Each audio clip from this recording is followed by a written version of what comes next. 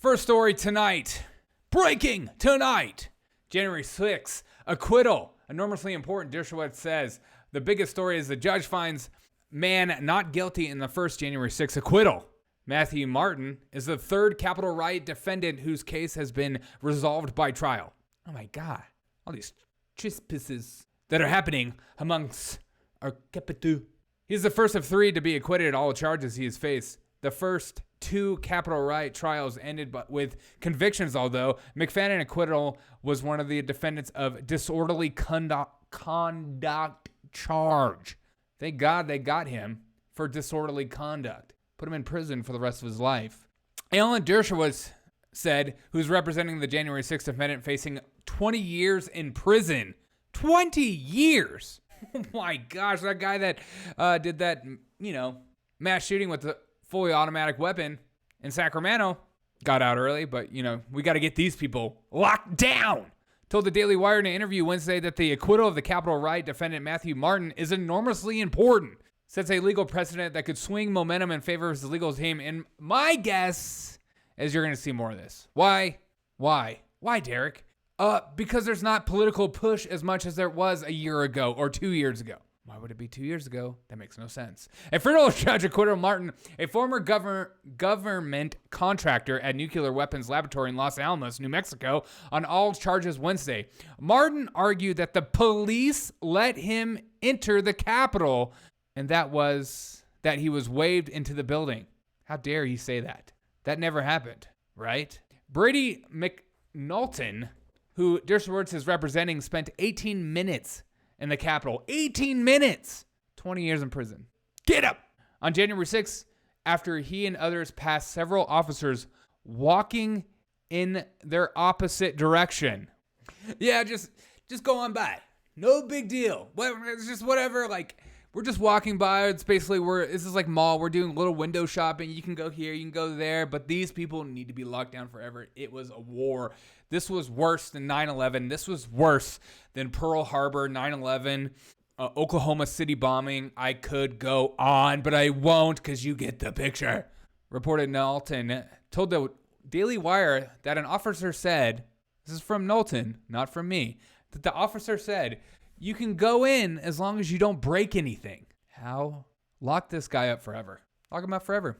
The cop said, you can go in as long as you don't break anything before watching police and protesters shaking hands. I saw him shaking hands. And then he said, you can go in, just don't break anything. Come on, have a look-see. Figure out what you want and go ahead and get you something. Just don't break nothing. Dershowitz said that the subject intent of the defendant is key, noting that the judge took Martin's word over that of the police and prosecution. The courts have looked at the state of mind of the defendant, he said. If that's a rule, we will win, he said, because it's clearly Brady honestly and reasonably believed that he was not violating any rules or laws. Tiger Man, what up? As long as he didn't do any damage. From what I am reading, if a cop is saying, come on in, just don't break nothing. Okay. That sounds like an invitation. That doesn't sound even like trespassing. When a cop is saying, come on in, just go on in there. Go on and get you something. Get you a selfie. There are now 3 January 6th defendants who have resolved their cases in a trial. But Martin is the first to be acquitted of all charges. And again, I believe you're going to see more of this. And why, Derek? Why? Because there's no longer as much of a political push. It's not even a top story anymore as we relive January 6th. I relive it all day, every single day. The defendant was charged with entering and remaining in a restricted building, disorderly and disruptive conduct in a restricted building, violent entry and disorderly conduct in a Capitol building, and parading and demonstrating or picketing in a Capitol building. Sounds like the cop was like, come on in, get you some. Just don't break nothing. But we need to lock these people down forever as more and more criminals in our major cities are allowed to go out of jail, release early over much harsher crimes. Knowlton's attorney, who included Harvard Law School professor Ronald Sullivan, said that his degree has been withheld by the University of Denver. Of course it has. You're not allowed to speak ill or speak differently of the state. The state dictates what is right think and wrong think. Even though in law, you're required to be a lawyer for your defendant. It's different. He shouldn't have a lawyer. He shouldn't be represented by anyone. Around the same time, Airbnb banned him and his wife. Well, I know there's a lot of people actually on that list. And U.S. Customs and Border Protection removed his global entry access, of course. There was a status hearing for Knowlton's case in March. The court ordered that the prosecution and defense to subject a status report by May 20th, said Sullivan. The DOJ did not respond to a request to comment. Of course they didn't. I love when news agencies do that. Well, we reached out and no one said anything. Why? Why would they not say anything? It's not like they don't look like total idiots.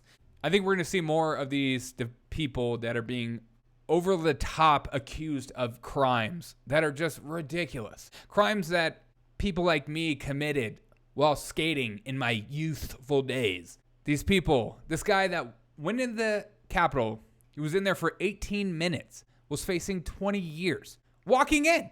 It doesn't say that he went in and was destructive. He didn't go and bash someone's head in.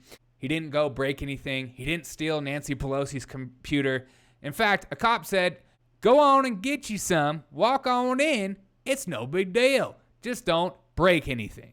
It's funny that these stories used to be seen as conspiracy theory, just QAnon, basically a Trump supporter. Instead, it's now fact. Why? Because, per usual, with our corporate media and everything that goes on in the world, it's all about emotions. It's all about a plea. It's a pleading for your emotions. It's creating the other. It's creating somebody to scapegoat into the enemy. It's putting people in a box saying they all act this way. They all think this way. Therefore, vote this way. And if you don't vote this way, you're going to see more of this. But I'm going to keep an eye on more on these stories as they come down the pipe. You bet your bottom dollar I'm going to do that. Let me know your thoughts on what you think is going to happen to more of these January 6th criminals. They're basically should be like Nuremberg. It should be like standing on trial like Nazis. Let me know your thoughts.